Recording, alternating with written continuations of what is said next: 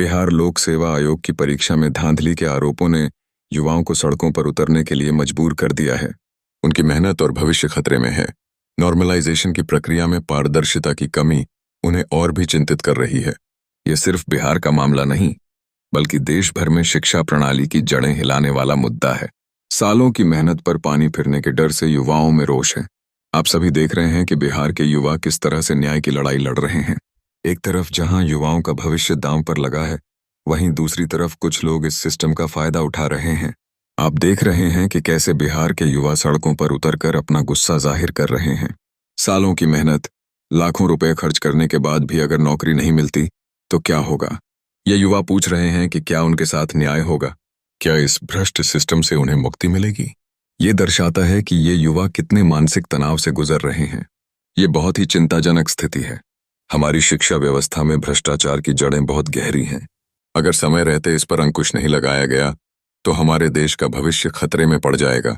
सरकार को इस मामले में कठोर कार्रवाई करनी चाहिए। दोषियों को बख्शा नहीं जाना चाहिए। दोस्तों, ये लड़ाई सिर्फ इन युवाओं की नहीं है, ये हम सबकी लड़ाई है। हमें इन युवाओं का साथ देना होगा। हमें सरकार को जवाबदेह ठहराना होगा। हमें एक स्वच्छ और पारदर्शी शिक्षा व्यवस्था के लिए लड़ना होगा। आप सभी से अपील है कि आप इस वीडियो को शेयर करें, इस मुद्दे को उठाएं, अपनी आवाज बुलंद करें। आइए अब समझते हैं नॉर्मलाइजेशन को लेकर प्रदर्शन क्यों हो रहे हैं। नॉर्मलाइजेशन का मतलब है विभिन्न सेटों के अंकों को एक समान पैमाने पर लाना। बीपीएसएससी में विभिन्न शिफ्टों में हुए परीक्षाओं के अंकों को एक समान पैमाने पर लाने के लिए सामान्यीकरण किया जाता है।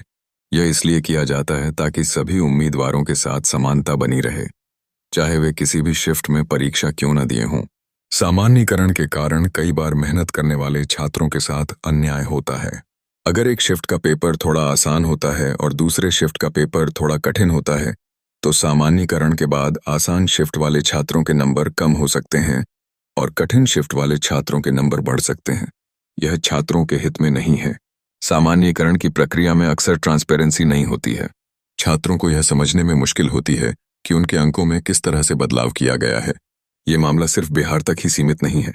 देश के कई राज्यों में सरकारी नौकरियों के लिए होने वाली परीक्षाओं में धांधली के मामले सामने आ रहे हैं। ये बताता है कि हमारी शिक्षा व्यवस्था में कितनी गड़बड़ी है। आए दिन पेपर लीक होते रहते हैं और युवाओं के भविष्य के साथ खिलवाड़ होता है।